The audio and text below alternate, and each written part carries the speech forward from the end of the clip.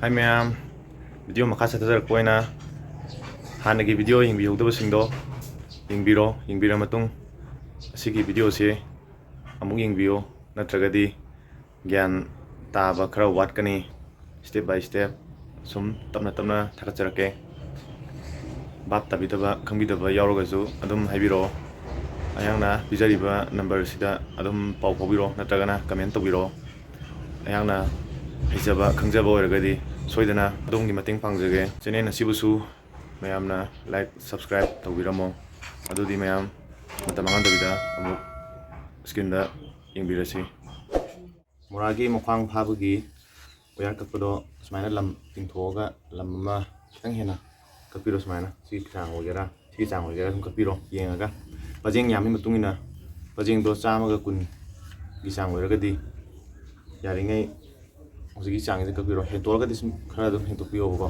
ꯏꯁꯥꯅ ꯑꯗꯨꯝ ꯈꯪꯕꯤꯔꯅꯤ ꯄꯖꯦꯡ ꯌꯥꯝꯃꯒꯗꯤ ꯁꯤꯒꯤ ꯃꯔꯤꯁꯦ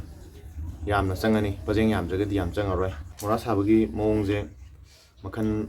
2-3 ꯊꯣꯛꯅ ꯂꯩꯌꯦꯕꯀꯣ ꯍꯧꯔꯛꯀꯗꯕ ꯃꯑꯣꯡꯁꯦ ꯑꯗꯣ ꯑꯩꯒꯤꯁꯤꯅ ꯑꯃꯨꯛ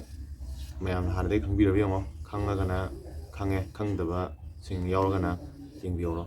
ꯃꯆꯩ ꯑꯃꯈꯛꯇꯗ ꯄꯨꯟꯕꯤꯔꯣ ꯁꯨꯃꯥꯏꯅ ꯀꯃꯥꯏꯅ ꯄꯨꯟꯅꯤ ꯍꯥꯏ ꯀꯥꯟꯗ ꯑꯩꯈꯣꯏꯒꯤ ꯁꯨꯝ ꯀꯦꯁꯤ ꯊꯥꯕꯒꯤ ꯃꯑꯣꯡꯗꯣ ꯁꯨꯃꯥꯏꯅ ꯍꯦꯛꯇ ꯅꯥꯟꯊꯣꯛꯇꯅꯕꯀꯣ ꯁꯨꯃꯥꯏꯅ ꯈꯤꯇꯪ ꯍꯦꯟꯅꯗꯤ ꯄꯨꯟꯕꯤꯌꯨꯀꯣ ꯁꯨꯃꯥꯏꯅ ꯋꯥꯌꯔꯁꯦ ꯑꯅꯤ ꯁꯨꯃꯥꯏꯅ ꯁꯤꯒꯤ ꯋꯥꯌꯔꯁꯦ ꯑꯅꯤ ꯀꯛꯇꯣꯏꯅꯤꯀꯣ ꯆꯞ ꯃꯥꯟꯅꯕ ꯑꯗꯨꯗꯨꯒ ꯁꯨꯃꯥꯏꯅ ꯆꯩ ꯑꯃ ꯊꯝꯕꯤꯔꯣ ꯃꯈꯥꯗ ꯍꯣꯔꯦꯟ ꯏꯟꯊꯣꯛ ꯏꯟꯁꯤꯟ ꯅꯨꯡꯉꯥꯏꯅꯕ ꯁꯤꯒꯤ ꯄꯣꯠꯁꯤꯅ ꯁꯤꯒꯤ ꯃꯈꯥꯁꯤꯗ ꯁꯨꯃꯥꯏꯅ ꯊꯝꯒꯗꯕ ꯁꯤꯁꯤꯅ ꯃꯊꯛ ꯊꯝꯒꯗꯕ ꯁꯨꯃꯥꯏꯅ ꯁꯤꯒꯤ ꯄꯣꯠꯁꯤꯗ ꯁꯨꯃꯥꯏꯅ ꯀꯣꯠꯁꯟꯒꯗꯕ ꯁꯨꯃꯥꯏꯅ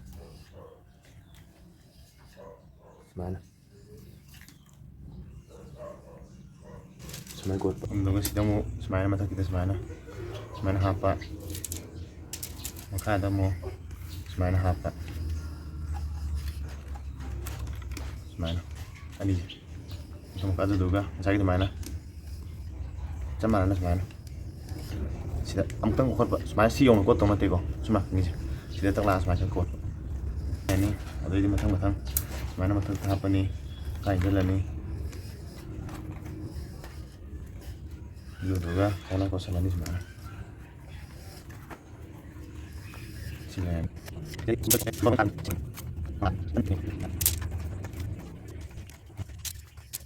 tinggi sumai na cat lama tungda sigi pose sida nathok thanaba yepsalaga sumai thambigro sumai tawga sumai aduga sije rang to birani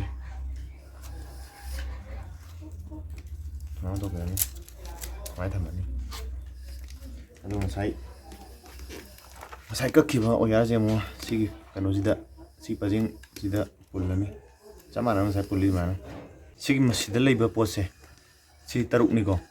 si taruk makha taruk oigadaba ado yaringai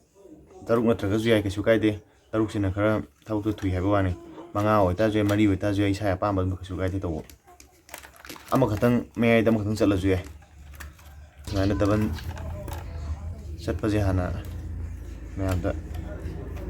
khangan jara ge na semjabani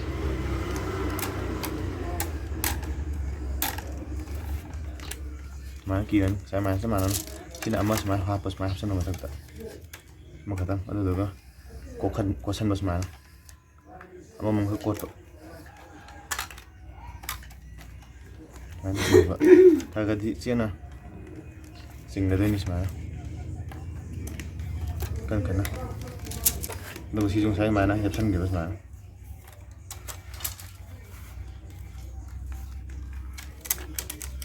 semuanya hapsan chắc ban đầu mong đó nó có cái kiểu đưa ra hấp lại này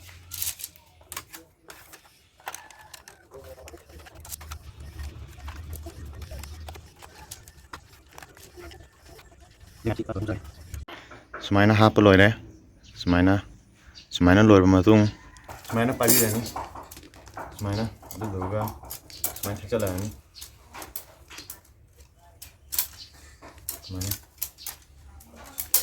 ꯁꯨꯃꯥꯏꯅ ꯆꯠꯂꯛꯑꯅꯤ ꯇꯔꯥ ꯑꯣꯏꯒꯦꯔꯥ ꯊꯧꯔꯤ ꯑꯣꯏꯒꯦꯔꯥ ꯏꯁꯥꯅ ꯑꯔꯩꯕ ꯑꯃ ꯄꯥꯏꯔꯣ ꯑꯗꯨꯗꯨꯒ ꯃꯈ꯭ꯋꯥꯡꯒꯤ ꯁꯨꯃꯥꯏꯅ ꯉꯥꯛꯊꯣꯛꯈꯤꯗꯅꯕ ꯅꯛꯁꯤꯜꯂꯅꯤ ꯑꯗꯨꯗꯨꯒ ꯉꯁꯥꯏꯒꯤ ꯁꯤꯒꯤ ꯇꯥꯏꯅꯐꯝꯁꯤꯗ ꯂꯣꯟꯕ ꯌꯧꯗ꯭ꯔꯤꯁꯦ ꯁꯤꯃ ꯂꯣꯟꯁꯤꯟꯕꯤꯔꯅꯤ ꯁꯤꯗ ꯀꯥꯔꯒ ꯂꯩꯔꯤꯁꯦ ꯁꯤꯗ ꯀꯥꯔ ꯂꯩꯔꯤꯁꯦ ꯃꯦꯟꯁꯤꯟꯗꯣꯏꯅꯦꯕꯀꯣꯉꯁꯥꯏ ꯂꯣꯠꯈꯤꯕꯗꯣ ꯁꯤ ꯂꯣꯠꯂꯤ ꯄꯣꯠꯁꯦ ꯂꯧꯊꯣꯔꯛꯑꯅꯤ ꯁꯤ ꯊꯤꯟꯊꯕꯁꯦ ꯑꯃ ꯉꯁꯥꯏꯒꯤ ꯑꯗꯨꯃꯥꯏꯅ ꯁꯤꯗ ꯑꯗꯨꯝ ꯌꯦꯡꯉꯒ ꯐꯖꯅ ꯊꯤꯟꯊꯕꯤꯔꯣ ꯁꯨꯃꯥꯏꯅ ꯄꯥꯏꯕꯤꯔꯣ ꯃꯆꯤꯟꯁꯦ ꯁꯨꯃꯥꯏꯅ ꯃꯌꯥꯏꯗ ꯄꯥꯏꯕꯤꯔꯅꯤ ꯑꯗꯨꯗꯨꯒ ꯁꯤꯒꯤ ꯃꯆꯤꯟꯁꯦ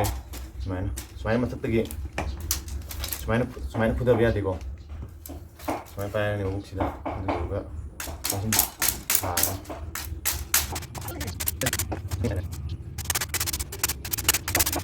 sumai ni birani kitang cang manala ni sumai na mesin ni juga sumai na cap cana me center tahan birani neman ge pak phone ge ga na mabuk chi sintok biro juga wangan ge ga na sumai ni engine biro sumai na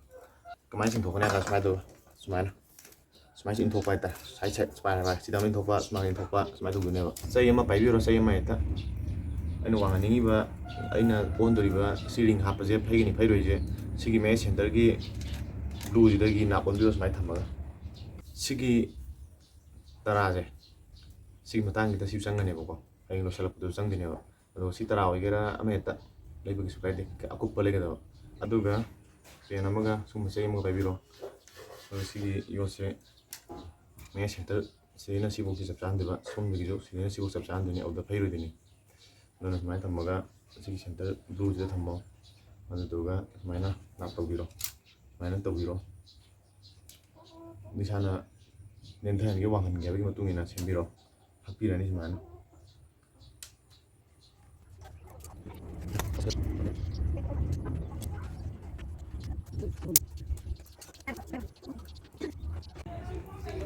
sumai na loy matung da hojik sigi ring ji da sigi keno je phajan gi matang do amu hajara ge sigi yot sida dum kisalo sumai na sagi sumai na kara hin to laga sumai na koren kisi thaba yana ba sigi ani je sumai na crossing tari je sigi tei da sumai na lakpiro sumai na alu sida di thokpiro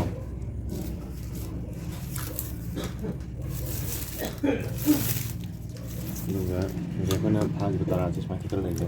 그럼 상하를 기타 그렇게 빌어 상자가 나도 스마이 티켓 빌어 플라스나 스마이나 접선 빌어 스마이나 지금 고습니다 스마이나 숨고는 바이다 빠진